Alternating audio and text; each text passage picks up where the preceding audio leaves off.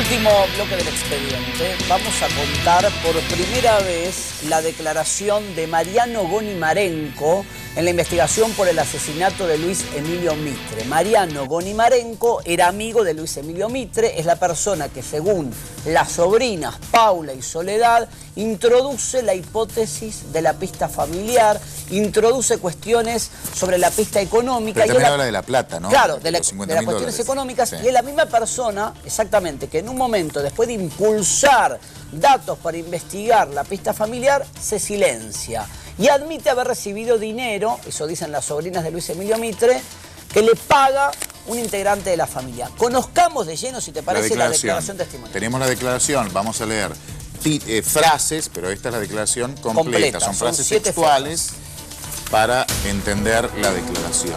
Luis siempre hablaba de sus sobrinos o amigos para dejarles su herencia. Decía que no les quería dejar su herencia a sus hermanos. Otro testimonio que convalida que no estaban los planes de dejar la plata a los hermanos. Casi todos dicen lo mismo. Lo mismo. Seguimos.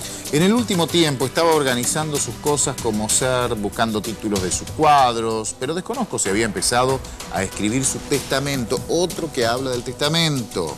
También el juez, obviamente, lo pregunta. Esta declaración es de julio pasado, ¿no? Julio. Sí, señor. Mes de julio del año pasado. 2 de julio 2014. Luis me comentó que cuando Bartolomé dejó de ser director de La Nación, le llenó la cabeza a su madre para que desheredara a María Elisa Mitre y a él. Esto no se conocía. Dato interesante, ¿eh? Luis se quedó con acciones, con voto. Puede ser por una cuestión económica y también porque no le había gustado cómo habían conducido el diario. También es concordante con la declaración de Tomás, que escuchábamos recién, y declaraciones que están en el expediente. Y parte de la declaración de las sobrinas que reproducen los dichos de él, ¿eh? Seguimos. Luis vendió el 50% de lo que tenía y conservó el resto, que representaba el 5% de las acciones de La Nación. Ahí entran las familias Aguirre, en realidad, ¿no? Aumentan las acciones. Seguimos. Según me contó, sus hermanos habían canjeado las acciones que les quedaban por acciones sin densa, no accedió. Había un conflicto. Quería tener acciones con voto. Exactamente. En el directorio, ¿no? Para decidir en el directorio, aunque tenía el 5%, pero tenía decisión en el directorio.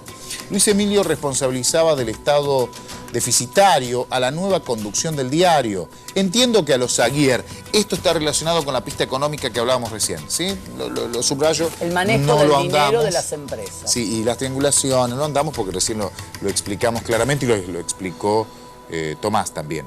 El año de su fallecimiento, Luis, 2005 está hablando, ¿no? Luis se reunió con Julio Saguier y le preguntó quién era su socio oculto. Saguier se hizo el tonto sobre esto. Era un tema que a él le interesaba. ¿Quién era el que tenía la plata? Los Saguier, cuando compraron las acciones, según Luis, podrían no haber tenido el dinero para hacerlo. De ahí surgió la sospecha del socio oculto. ¿De qué hablarán? ¿Quién puso la plata? ¿De qué hablarán? ¿Quién puso la plata? Luis había tenido un evento con Quinucha, que es la hermana mayor, por la herencia de su padre. A él le había tocado el casco de la estancia y a ellas unas hectáreas. Y ante la negativa de Luis de hacer un trueque, estuvieron peleados por muchos años. En 1992 se arreglaron. Un tema de herencia. Mirá la cantidad de conflictos padre, ¿no? que hay, ¿no? Conflictos familiares, conflictos económicos, conflictos por el diario.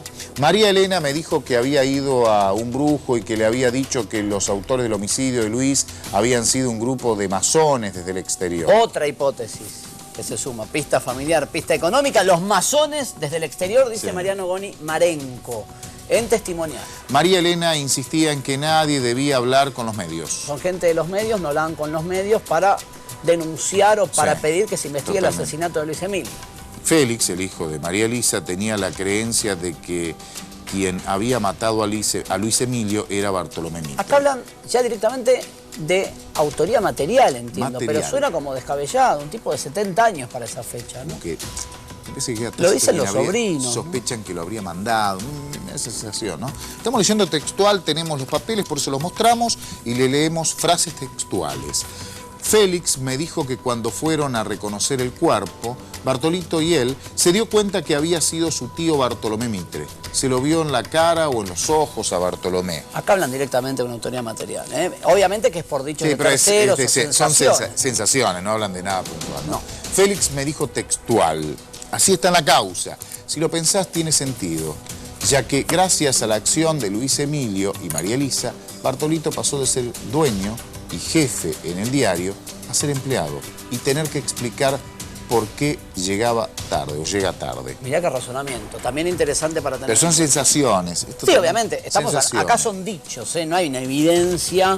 Si hubiese una evidencia, no estaríamos hablando de todo esto, una evidencia directa. Son dichos, pero, a ver, puede la causa. Con todo esto tiene que empezar a profundizar, pista económica, pista familiar, todo esto sirve para, a ver, lo ha hecho.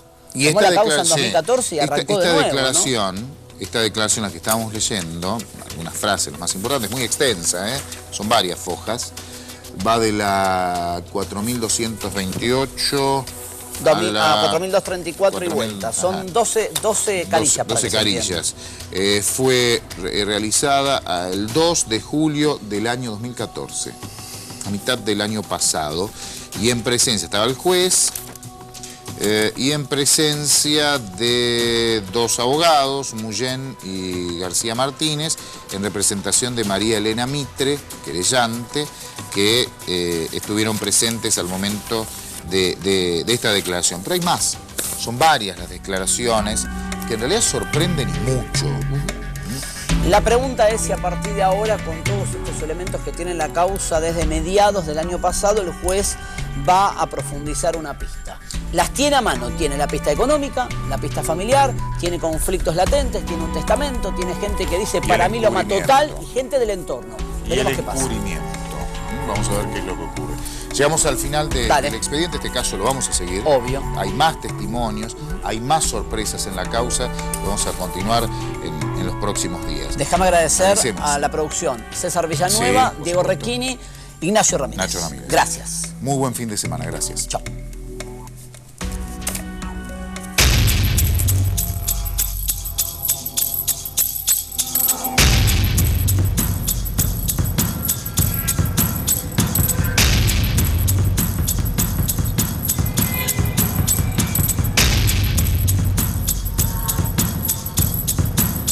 Para cualquier persona, si vos encontrás a una persona que con evidentes signos de violencia y que está sin vida, lo primero que vos hacés es llamar a la policía, no llamás a un cónclave familiar.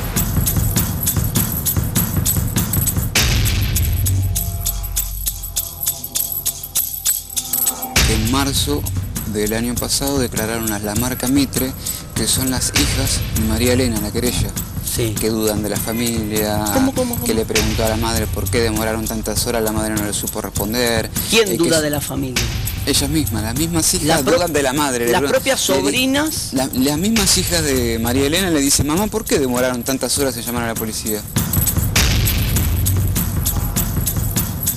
Creo que de la forma tan negligente que se manejaron dentro del edificio no es factible llegar a los autores materiales, pero creo que tirando del hilo del encubrimiento se puede saber cuáles fueron las razones que terminaron con la vida de Luis Emilio.